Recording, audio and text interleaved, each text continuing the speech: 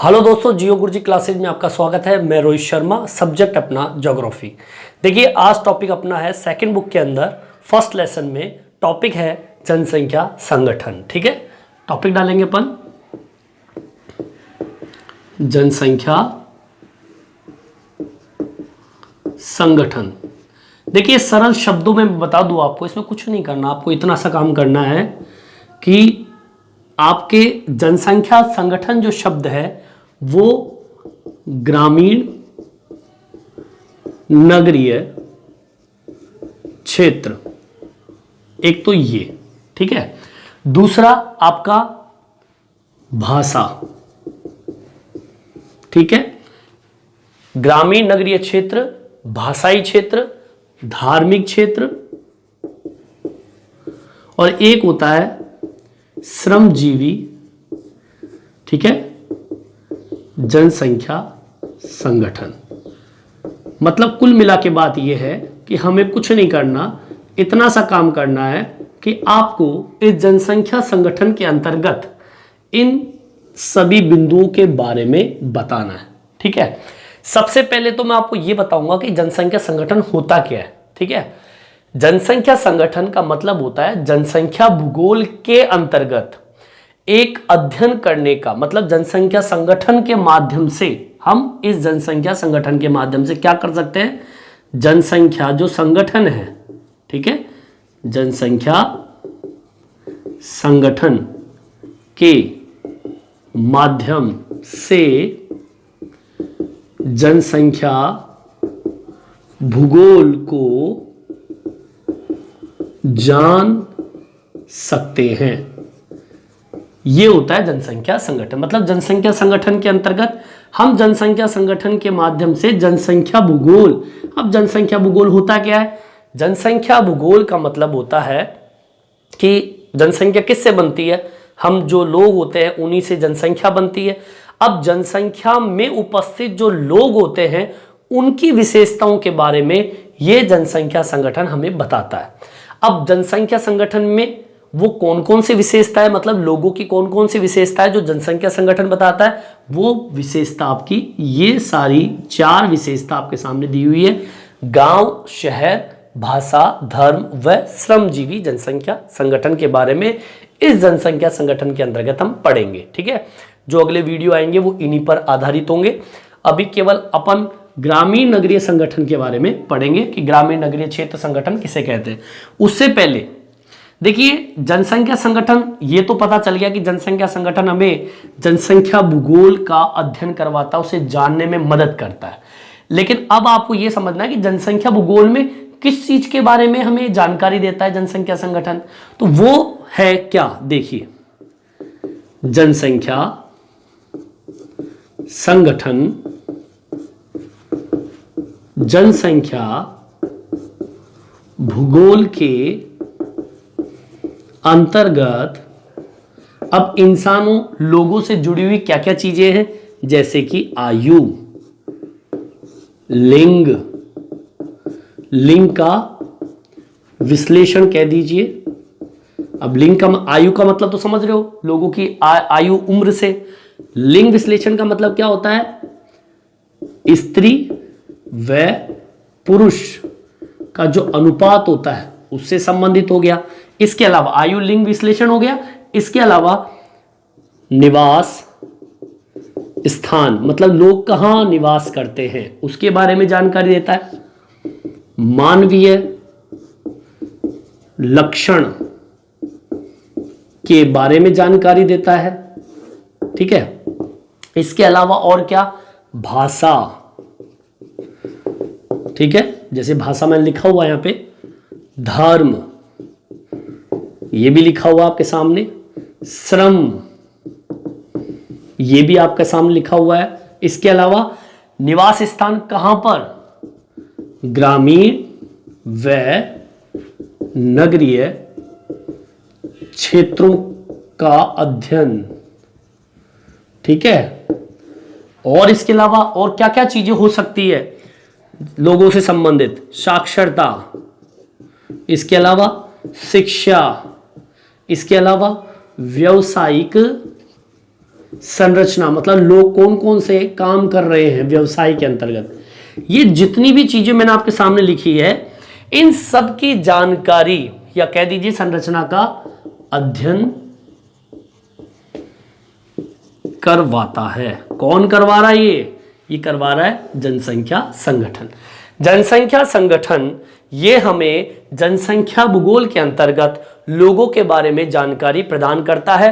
वो जानकारी कौन सी? आयु, लिंग का विश्लेषण, स्त्री पुरुषों का अनुपात, निवास स्थान, मानवीय लक्षण के बारे में, भाषा, धर्म, श्रम या ग्रामीण नगरीय क्षेत्रों का अध्ययन करवाता है। साक्षरता, शिक्षा, व्यावसायिक संरचना, इन सब का अध्ययन कौन करवा रहा है? जनसंख्या संगठन। ठीक है, अब जनसंख्या संगठन को, ये तो सारे बिंदु हो गए, लेकिन इसमें सबसे इंपॉर्टेंट जो चीज है, सबसे ज्यादा खास जो चीज है जनसंख्या संगठन के अंदर, वो कौन कौन सी चीजें हैं मैं बता दूं आपको। एक, पहला ग्रामीण नगरीय संगठन, दूसरा भाषाई संगठन, तीसरा धार्मिक संगठन और चौथा व्यवसायिक संगठन। कुल मिला के श्रमजीवी जनसंख्या संगठन। श्रमजीवी के बारे में मैंने आपको यहाँ लिखवा दिया, श्रमजीवी एक श्रम के बारे में, ये रहा चौथा बिंदु आपका ये रहा। ठीक है, तो इन चारों बिंदुओं का अध्ययन आपका जनसंख्या संगठन के अंतर्गत हम पढ़ेंगे। इसको उतारना चाहे तो आप उतार सकते हैं। ये जनसंख्या संगठन की परिभाषा है। ठीक है, चलिए आगे की ओर बढ़ते हैं अपन। अब देखिए जनसंख्या संगठन जो है उसके प्रकार, जैसे कि मैंने आपके सामने बोर्ड पे मेंशन कर दिया है, सामने ये रहा, पर भी मैं आपके सामने टॉपिक डाल रहा हूं। जनसंख्या संगठन के प्रकार। देखिए कुल 4 प्रकार होते हैं जनसंख्या संगठन के। कितने प्रकार है? 4 प्रकार। पहला ग्रामीण नगरीय संगठन, दूसरा है भाषाई संगठन, तीसरा है धार्मिक संगठन, चौथा है श्रमजीवी जनसंख्या का संगठन। कुल मिला के ये 4 बिंदु जो है वो जनसंख्या संगठन के प्रकारों के बारे में बताता है। मतलब जनसंख्या संगठन इन सब चीजों का अध्ययन करवाता है। ठीक है, अब सबसे पहले हम लेंगे ग्रामीण नगरीय संगठन। ये वीडियो जो है वो ग्रामीण नगरीय संगठन के बारे में आपको बताएगा। चलिए टॉपिक डालते हैं अपन, ग्रामीण नगरीय संगठन। ठीक है, सबसे पहला बिंदु अपन लेंगे जनसंख्या संगठन के अंतर्गत। बिल्कुल सरल शब्दों में मैं समझा रहा हूं आपको। देखिए ग्रामीण नगरीय संगठन, ये हमारा फर्स्ट टॉपिक है। देखिए सबसे सरल शब्दों में बता दूं आपको, ग्रामीण नगरीय संगठन में करना क्या है, आपको इतना सा काम करना है कि गांव और शहर के बीच में अंतर बताना है। क्या बताना है? गांव व शहर के बीच अंतर। जब आप अंतर स्पष्ट करोगे तो अपने आप ग्रामीण नगरीय संगठन के बारे में आप हल कर दोगे आप, मतलब उसका आंसर ही यही होगा। आंसर क्या होगा? गांव और शहर के बीच में अंतर बताना है आपको। ठीक है, ठीक है। अब सबसे पहले हम किसके बारे में लेंगे? ग्रामीण नगरीय संगठन के बारे में।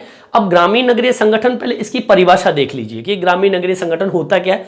ग्रामीण नगरीय संगठन का तात्पर्य यह है कि इन दोनों क्षेत्रों के अंदर कई चीजें सेम होती है पर अलग अलग होती है। कैसे? आवास है, सामाजिक स्थिति है, आर्थिक स्थिति है। ठीक है, इन सब चीजों होती एक है लेकिन इनमें भिन्नता बहुत अलग अलग होती है। उस भिन्नता को हम इसके अंतर्गत अध्ययन करेंगे। तो सबसे पहले इसका अर्थ देखिए, तात्पर्य किसका? ग्रामीण नगरीय संगठन का। ठीक है, ग्रामीण नगरीय संगठन के अंतर्गत ये दोनों क्षेत्र कुछ बिंदुओं के आधार पर अलग अलग अपनी विशेषताओं को प्रकट करते हैं। ठीक है, आप ये कह लीजिए या फिर आप इस तरीके से कह सकते हैं। ये क्या कह रहा है, ग्रामीण नगरीय संगठन के अंतर्गत ये दोनों क्षेत्र कुछ बिंदुओं के आधार पर अलग अलग अपनी विशेषताएं प्रकट करते हैं। या हम कह दीजिए कैसे, ग्रामीण व नगरीय क्षेत्र आवास, आप ऐसे भी लिख सकते हो, सामाजिक स्थिति और आर्थिक स्थिति, ठीक है, के आधार पर ये दोनों क्षेत्र आपस में अलग अलग है। ठीक है, कहने का मतलब ये हो गया जी कि ग्रामीण नगरीय संगठन का मतलब यही होता है। ग्रामीण नगरीय संगठन सामने है, गांव और शहर के बीच में अंतर, इस अंतर को स्पष्ट करता है ग्रामीण नगरीय संगठन। अब वो अंतर किस आधार पर, आवास के आधार पर, सामाजिक स्थिति के आधार पर या आर्थिक स्थिति के आधार पर होता ही है। आप गांव की आवास की स्थिति देखिए, शहर की आवास की स्थिति देखिए, वहां पे कच्चे मकान में रहते हैं, यहाँ पक्के मकान में रहते हैं। सामाजिक स्थिति देख लीजिए, दोनों में बहुत डिफरेंस है, बताऊंगा मैं आपको। आर्थिक स्थिति देख लीजिए, वहां व्यापार छोटे होते हैं गांव में, यहाँ बड़े होते हैं शहरों में। तो ये इस प्रकार का अंतर जो है वो इसमें देखने को मिलेगा। सामाजिक स्थिति में देखने को मिलेगा, गाँव के अंदर प्रेम भाव होता है, प्रसन्नता, लोग होते हैं, एक दूसरे से लिंक होता है। अच्छा, शहरों में कहाँ होता है, शहरों में कुछ नहीं होता है, एक तरीके से आपसी मतभेद बहुत ज़्यादा होता है ना। एक तरीके से व्यवहार भी एक औपचारिक रूप से रखा जाता है शहरों के अंदर। ठीक है, चलिए आगे बढ़ते हैं। सबसे पहले हम लेंगे, अब दोनों में अंतर स्पष्ट कर रहे हैं तो सबसे पहले अंतर के अंदर हम ग्रामीण क्षेत्र को लेते हैं कि ग्रामीण क्षेत्र की क्या क्या विशेषता हो सकती है, और फिर लेंगे अपन नगरीय क्षेत्रों को। सबसे पहले हम डालेंगे ग्रामीण। ठीक है, हम ग्रामीण संगठन के बारे में समझेंगे। देखिए, देश में कुल जनसंख्या का 68.8% भाग जो है गांव में रहता है, भारत की जनसंख्या का। ठीक है, देश की कुल जनसंख्या का 68.8% भाग गांव में निवास करता है। अब बताओ, पहला अंतर तो आपको यही मिल गया, 68.8% भाग, मतलब 100% में से 68% भाग तो गांव में चला गया, तो मतलब शहर के अंदर बचा कुचा भाग शहर में रहता है। तो यह भी एक अंतर है कि भारी मात्रा में जनसंख्या कहां निवास करती है, कहां निवास करती है, गांव के अंदर। ठीक है, चलिए दूसरा बिंदु, 2011 के अनुसार, अब मैं 2011 के अनुसार एक आंकड़ा प्रस्तुत कर रहा हूं। आंकड़ा यह है कि 2011 के अनुसार भारत में कितने गांव होते, 6,40,867 गांव है। ठीक है ना, और इन गांवों में से, जिनमें से 5 लाख, कितने गांव, 5,97,608, मतलब परसेंट कितना हो गया, 93.2%। ठीक है, गांव बसे हुए, ठीक है, गांव बसे हुए हैं पूर्ण रूपेण। ठीक है, 2011 के आंकड़ों के अनुसार भारत के अंदर 6,40,867 गांव हैं, जिनमें से 5,97,608 गांव बसे हुए हैं, जहां पर कितनी जनसंख्या, 93.2% जनसंख्या गांव में। ठीक है, चलिए दूसरा और देखिए, भारत के अंदर ग्रामीण जनसंख्या, जो जनसंख्या होती है वो समान रूप से वितरित नहीं होती है। देखिए, कई राज्यों में गांव के अंदर जनसंख्या ज्यादा होती है, तो कई राज्यों में गांव के अंदर जनसंख्या कम होती है। वो कैसे, देखिए, इस टॉपिक को ऐसे लिखेंगे, भारत में ग्रामीण जनसंख्या का वितरण असमान है। अब वो असमानता कैसे, जैसे आप सिक्किम में जाइए, कहां जाओगे, सिक्किम में। ठीक है, सिक्किम में जाइए और बिहार में जाओ, यहां पे आपको क्या मिलेगा, यहां पर ग्रामीण जनसंख्या कम है। क्या है? कम। ग्रामीण जनसंख्या कम।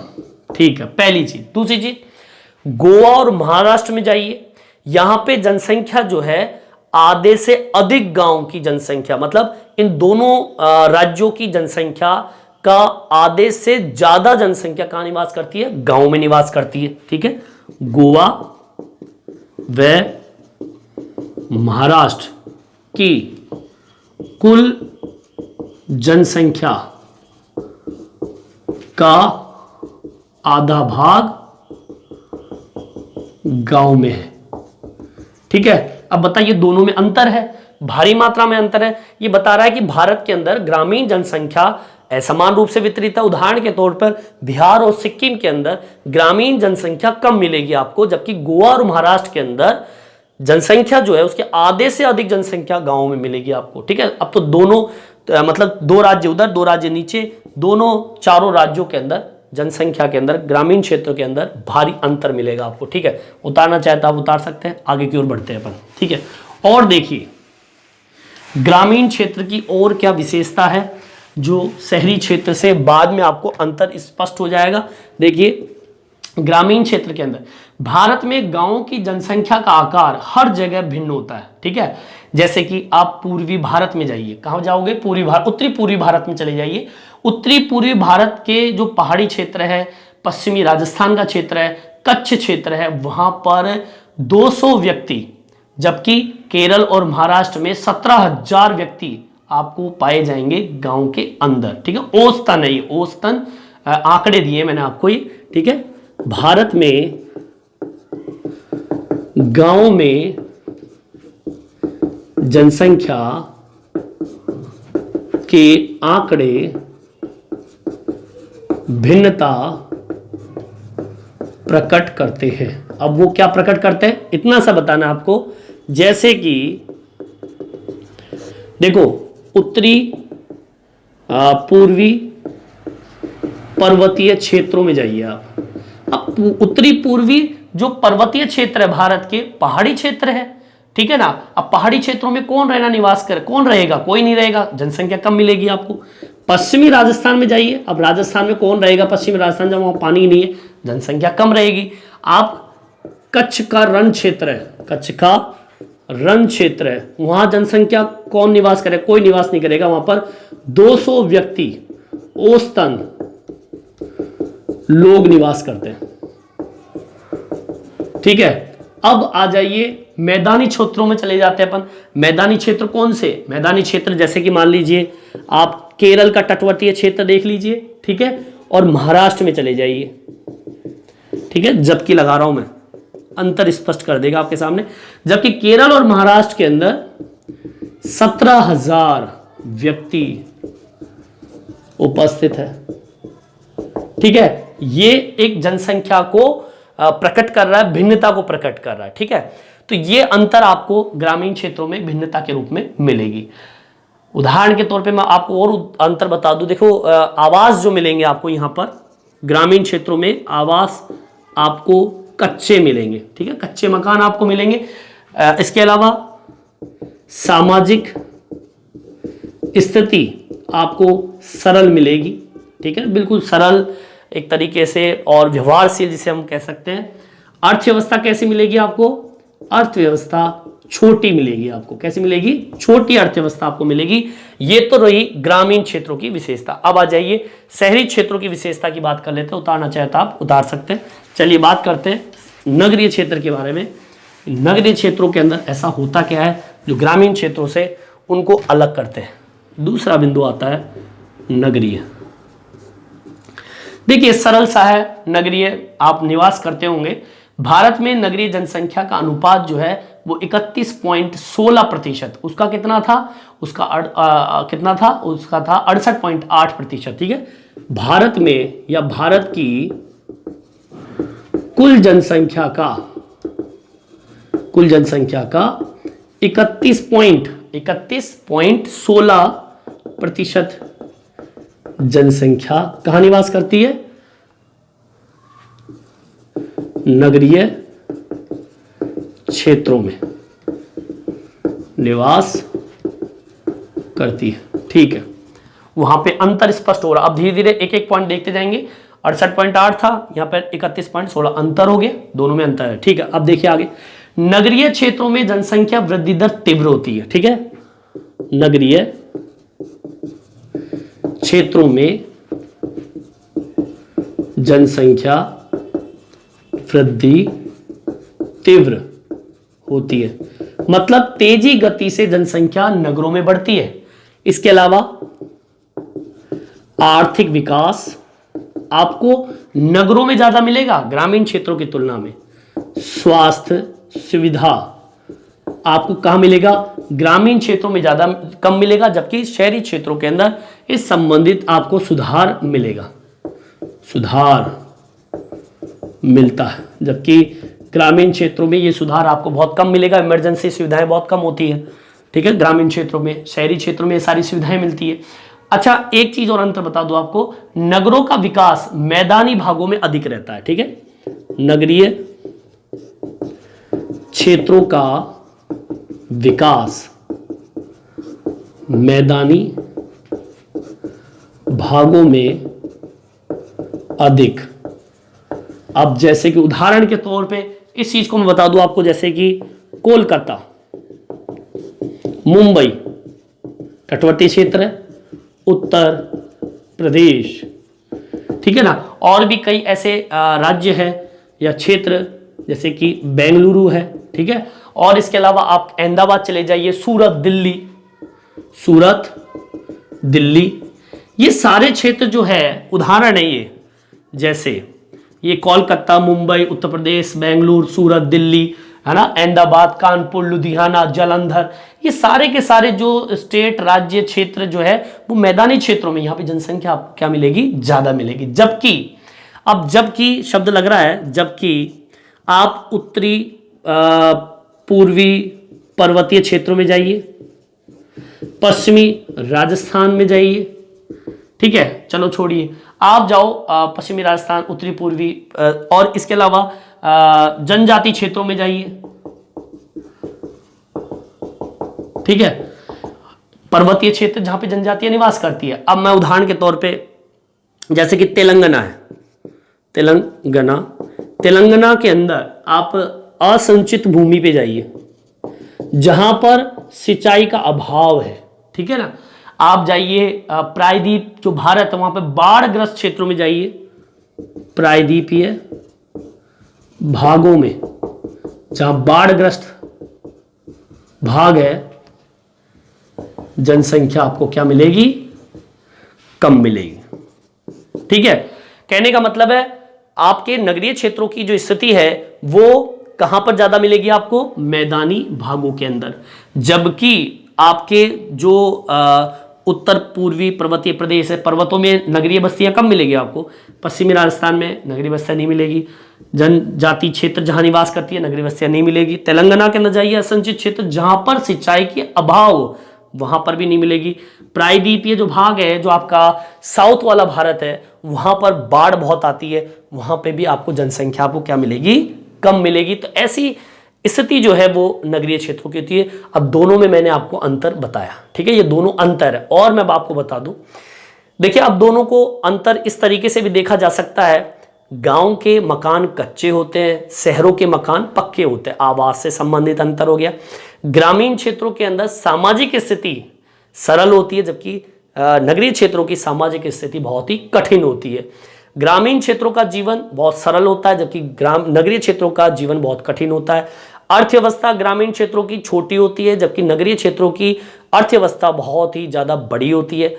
बड़ा व्यापार नगरीय क्षेत्रों में होता है, छोटा व्यापार ग्रामीण क्षेत्रों में होता है। परिवहन की सुविधाएं जो होती है नगरीय क्षेत्रों में बहुत सुदृढ़ मजबूत होती है, जबकि ग्रामीण क्षेत्रों में ये सुविधाएं आपको बहुत कम मिलेगी, मिलती भी नहीं है।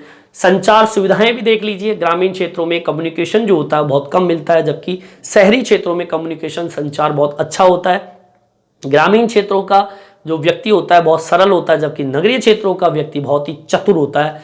ग्रामीण क्षेत्रों का जीवन जो होता है बहुत सरल, व्यवहारशील कह दीजिए होता है, बहुत अच्छा बिहेव करते हैं, जबकि शहरी क्षेत्रों में व्यवहारशील औपचारिकता के अंदर बदल जाता है, मोह लोगों से नहीं होता है। तो इस तरीके का अंतर मैंने, ये सारा का सारा कौन बता रहा है, ये जनसंख्या संगठन के अंतर्गत ग्रामीण नगरीय संगठन के बारे में बता रहा है कि भाई ग्रामीण नगरीय संगठन होता है क्या, कौन बता रहा है, जनसंख्या संगठन के अंतर्गत। तो आज हमने पढ़ा है ग्रामीण जनसंख्या संगठन के अंतर्गत ग्रामीण नगरीय संगठन के बारे में। नेक्स्ट वीडियो हम लेंगे भाषाई संगठन के बारे में, फिर उससे अगला वीडियो धार्मिक संगठन, फिर होगा श्रमजीवी जनसंख्या का संगठन। ये वीडियो आपको कैसा लगा मेरे कमेंट्स बॉक्स में बताइए। इस वीडियो में इतना।